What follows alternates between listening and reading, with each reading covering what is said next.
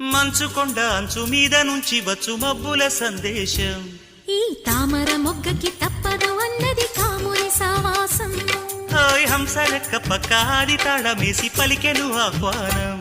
ఈ అచ్చట ముచ్చట ఇచ్చట తీరగా హెచ్చెను హేమంతం.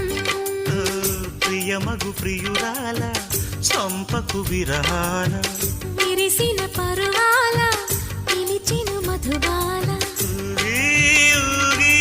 రేగే అందాలే వేసే పూబంధాలే. మధురం మధురం సాగే సరాగం మనసా వాచా. కుంకుమ పూల తోటలో కులికే ఓ కుమారి.